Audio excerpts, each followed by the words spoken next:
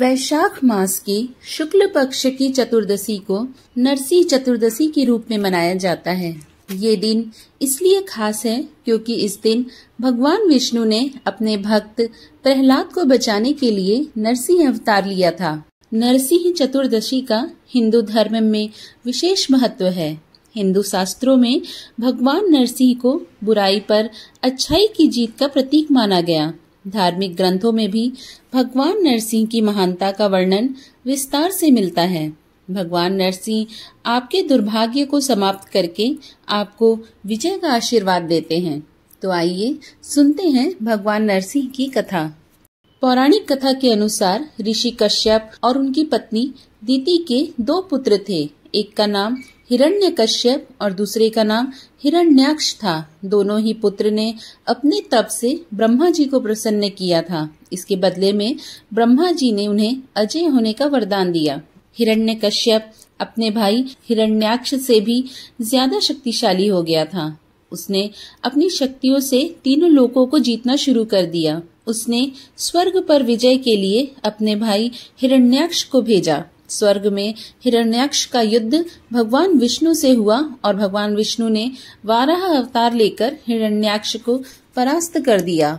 हिरण्याक्ष ने अपने तप के बल पर ब्रह्मा जी को प्रसन्न करके वरदान लिया कि उसे न कोई मानव मार सके, न ही कोई पशु, न कोई देवता मार सके, न ही कोई राक्षस, न वो घर के अंदर मरे, न ही घर के बाहर, न वो दिन में मरे, न ही रात में, और न ही किसी अस्त्र से मरे, न किसी शस्त्र से।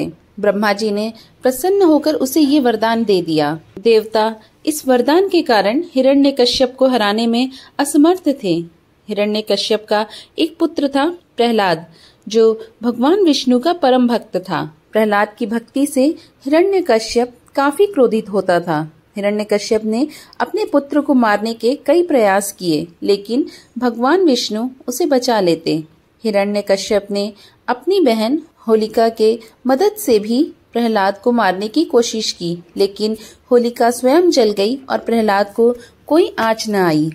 जब हिरण्यकश्यप की सभी योजनाएं विफल हो गई तो उसने गुस्से में प्रहलाद से कहा कि तुम्हारे भगवान कहाँ हैं? यदि वो हैं तो दिखाई क्यों नहीं देते? तब प्रहलाद ने कहा कि भगवान विष्णु तो हर जगह हैं और हर चीज में विद्यमान हैं, यहाँ तक कि वो इस महल के स्तंभों में भी हैं। यह सुनकर हिरण्यकश्यप ने महल के स्तंभ पर प्रहार किया।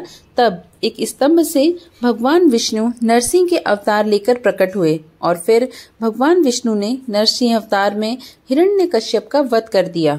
ये दिन वैशाख मास के शुक्ल पक्ष की चतुर्दशी थी। इस दिन को नरसिंह चतुर्दशी के रूप में मनाया जाता है।